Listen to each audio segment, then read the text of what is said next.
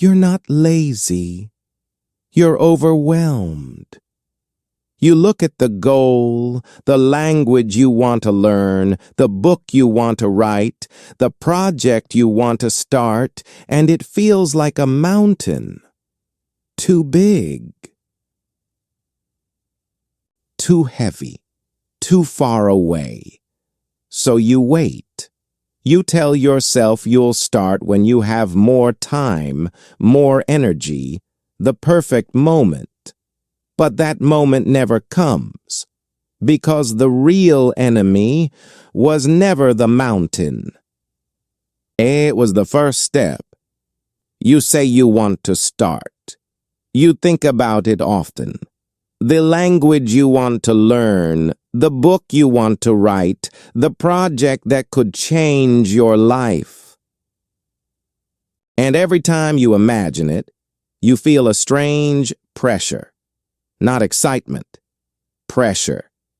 Because in your mind, you're not starting a task. You're starting something enormous, something that feels like it will take months, maybe years. So your brain reacts the only way it knows how. It delays. You tell yourself a very reasonable lie. I'll start when I have more time. Or maybe, I'll start when I feel more focused. Or, the most dangerous one, I want to do it properly, so I'll start later. But later keeps moving. Tomorrow becomes next week. Next week becomes next month. And suddenly, a year has passed.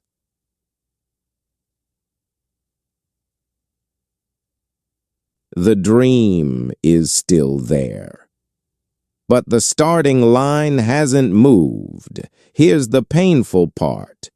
You're not avoiding the goal. You're avoiding the weight of the goal. Your brain keeps calculating the entire journey. If you want to learn English, your mind imagines years of study. If you want to write a book, your mind imagines hundreds of pages. If you want to start a business, your mind imagines risk, complexity, failure. And the moment your brain sees the entire mountain, it refuses to take the first step. Not because you're lazy, because the task feels too big to begin. So something strange happens. You stay busy. You watch more videos. You read more advice. You prepare. You organize. You plan. But you don't start. From the outside, it looks like procrastination. From the inside, it feels like self-protection. Your brain is trying to protect you from a mountain that looks impossible to climb. But here's what most people never realize. That mountain you see in your mind is not real. It's something your brain built. And until you understand how that illusion works, you will keep standing at the bottom of a mountain that was never really there. Let's expose what's really happening inside your mind. When you look at a big goal, your brain doesn't see a first step. It sees the entire journey. Every page of the book, every hour of study, every obstacle that might appear along the way.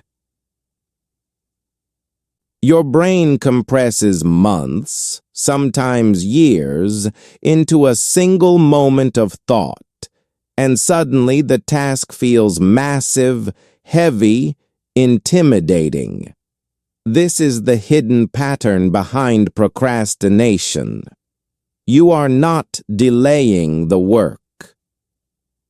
You are reacting to the size of the story your mind is telling you about the work. Think about it. When someone says, write a book, your mind doesn't imagine writing one paragraph. It imagines 300 pages. When someone says, learn a new language, your mind doesn't imagine 10 new words. It imagines years of grammar, mistakes, and frustration. So before you even begin, your brain has already climbed the entire mountain in its imagination, and it decides something very logical. This is too much for today, so it postpones the start. But here's the deeper psychological truth. Your brain is designed to resist uncertain effort with no immediate reward. A massive goal looks exactly like that. Huge effort, distant payoff. So the brain pushes you towards something easier, something immediate, scrolling, watching, planning, thinking about starting. Anything except actually starting. This is how the illusion grows. Every day you delay, the mountain in your mind becomes taller. Not because the task changed, but because your perception of it expanded, and eventually the goal stops looking like a task.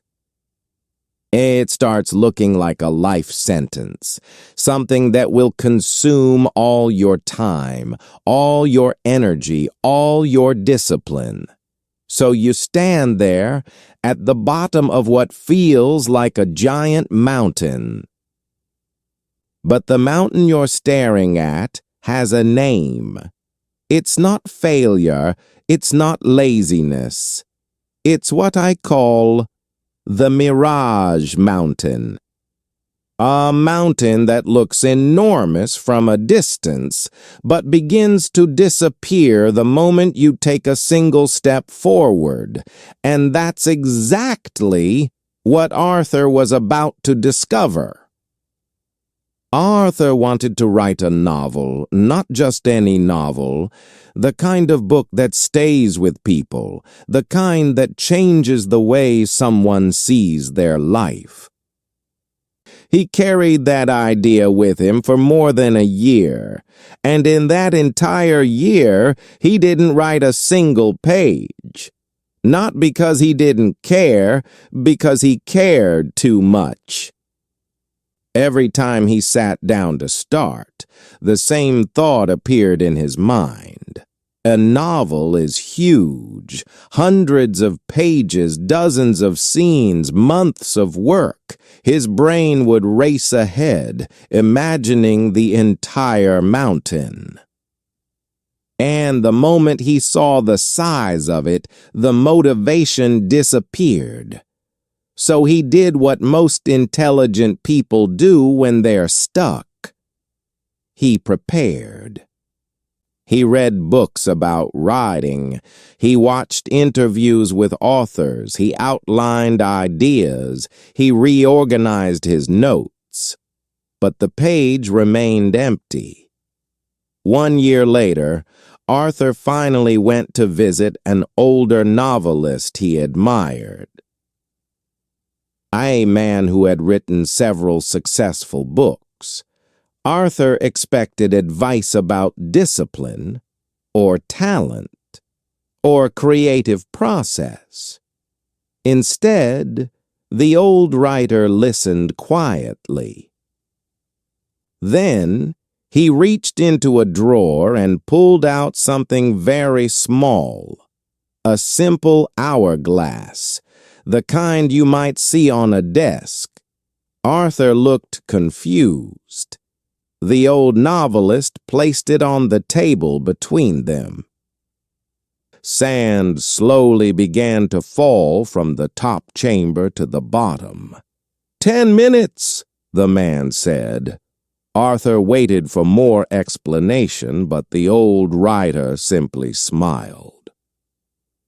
You're trying to build the entire castle in your head, he continued. Walls, towers, rooms, the whole thing. Arthur nodded. That's why you never start, the man said calmly. Your brain is rebelling against the size of the project. He pointed at the hourglass. So, we remove the size. Arthur frowned. I don't understand. The old novelist leaned forward. You are not allowed to write a novel, he said. Arthur blinked. You are only allowed to write until the sand stops falling. 10 minutes. That's it, the man continued. And when the last grain drops, you stop. No guilt, no pressure. Arthur almost laughed. 10 minutes? How could 10 minutes possibly matter when writing a novel? But the old writer shook his head. The brain fears mountains, he said quietly, but it does not fear 10 minutes. Arthur went home that night. He placed a timer on his desk. 10 minutes. That was the only commitment. Not a chapter, not a book, just 10 minutes. He started writing. At first it felt small, almost pointless. But something strange happened. When the 10 minutes ended, he didn't want to stop. Because the hardest part was never writing the book. The hardest part was beginning. And once the first step was taken, something powerful took over.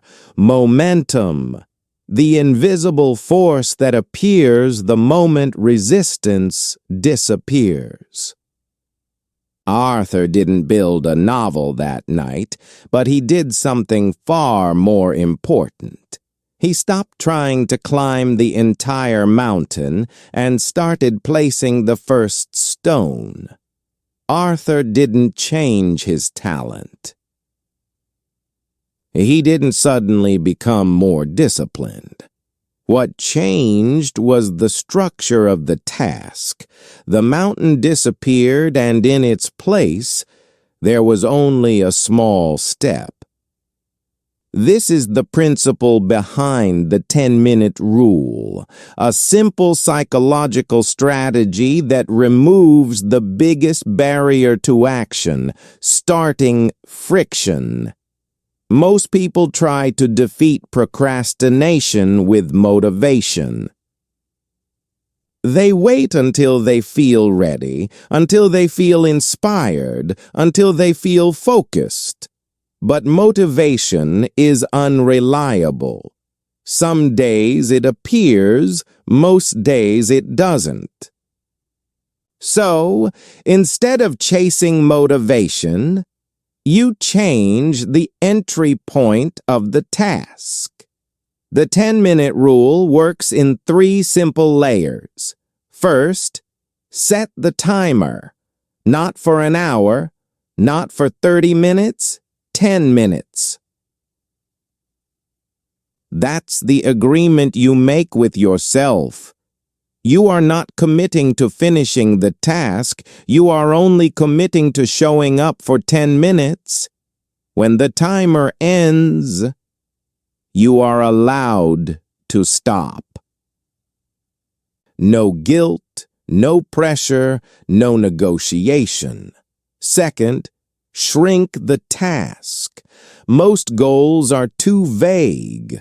Learn English, write a book, build a business. Your brain hears those goals and immediately sees years of effort. So, you reduce the task to something microscopic. Not learn English, write 3 English sentences. Not write a novel, write 1 paragraph. Not exercise, do 10 push-ups. The moment the task becomes small enough, resistance begins to collapse. Because the brain no longer sees a mountain, it sees a step, and steps are manageable. Third, allow momentum to take over. There is a word in physics that perfectly describes what happens next. Momentum. Momentum is the force that keeps something moving after it has already started. Your brain works the same way. Starting requires energy, but once you begin, the effort becomes easier. Your focus deepens, your resistance fades, and the task that once felt impossible suddenly feels natural. That's why so many people discover something surprising. They start for 10 minutes and end up working for 40 or an hour. Not because they forced themselves, but because momentum carried them forward. The secret is simple. You are not trying to finish the mountain today. You are only breaking the illusion that the mountain must be climbed all at once. 10 minutes, 1 small task, 1 simple beginning. And suddenly the thing that once felt impossible is already in motion. Most people think procrastination is a time problem. It isn't. It's an identity problem. You tell yourself a story. I'm someone who struggles with discipline. I'm someone who needs motivation. I'm someone who starts but doesn't finish. And over time, that story becomes your identity. But identity is not built by intentions. It's built by evidence. Every action you repeat becomes proof of who you are. When you delay, you reinforce the identity of someone who waits. When you avoid starting, you strengthen the belief that you need the perfect moment. But the 10-minute rule changes something deeper than productivity. It changes the evidence you collect about yourself. Because every time you start, even for 10 minutes, you send a new message to your brain. I am someone who begins. Not when everything is perfect, not when motivation appears, but now. That small shift matters more than you think, because people who succeed are not the ones who feel ready. They are the ones who start before readiness arrives. They don't negotiate with the mountain. They take the first step, again and again and again, and over time something powerful happens. The person who once waited for motivation becomes the person who creates momentum, not through massive effort, but through consistent beginnings. 10 minutes at a time. Right now, somewhere in your life, there is something you've been postponing. Something important. Something meaningful. You've been staring at it like a mountain. But today, don't try to climb it. Set a timer. 10 minutes. Start before your brain has time to argue. And watch what happens when the first grain of sand begins to fall.